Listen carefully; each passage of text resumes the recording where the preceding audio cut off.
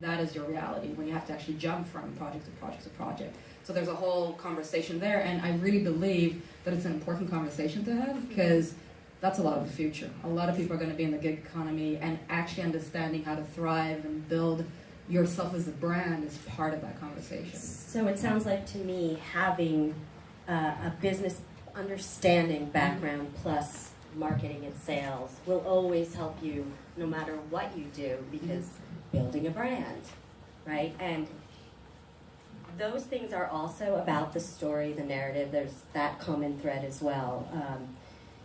What I've discovered, and I know Maya well, and our lives intersect, and I live in Northern California, so everything she's saying is spot on, and it is very maddening to, no offense to Los Angeles at all, I've lived here too, that, you know, this, oh, that's tech and we're creative.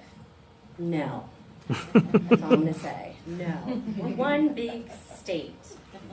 All right, no, there's the whole central thing. Yeah. I'll think about it.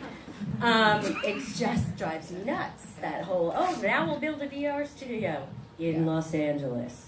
Now we'll take YouTube to Los Angeles. You know, it's like, why? Okay, on the gig economy thing, though, what would you suggest young people focus on if they wanted to become a consultant or have their own independent production company or thrive, like you said? How can you encapsulate that? I know it's really hard. It's a big conversation. Yeah, it's a huge conversation, but I think one of the biggest I think also coming down to, and as I said, one of the side things that I do a lot is really look at future forecasting trends, hang with a lot too many futurists.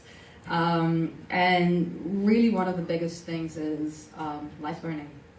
Basically adjusting your skills all the time, like being a constant life learner, knowing how to research really well.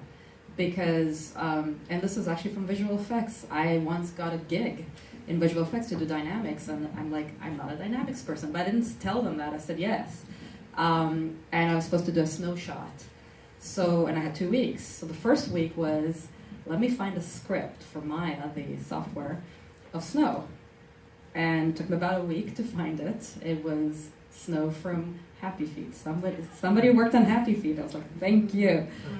And I got the script in, and then I had to, of course, to adjust it, and then a whole week to figure it out. And yeah, that shot got in. It's an indie film that was very cute and won a lot of awards, but my snow shot got in. You know, and that's part of it. That's part of, you know, you got to be constantly learning and adjusting and really moving. And I think that's, again, because I hang with the Singularity people and look at future of working and look at all of these trends that are happening, and I look at it from the narrative perspective as well. What's a new narrative of work? How do we work in this future that's coming very, very, very fast?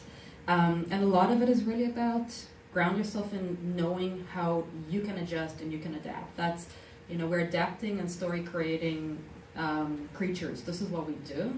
So if we actually bring it into our skill sets, we're always going to find our ground. We're always going to be grounded. That's a great point. Yeah. The reason why I think that's a great point is also the industry.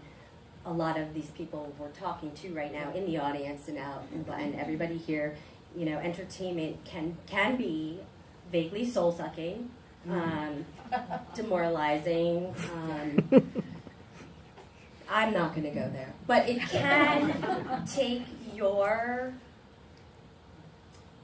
everything you are and make you feel much smaller than you need to be. It's like that roller coaster, and you could be up 1 second and everybody, and then down the next, and you're laid off here, and if you don't have that strength of character and knowing who you are to just pick yourself up and go to the next thing and know, it's not about me, it's not about me.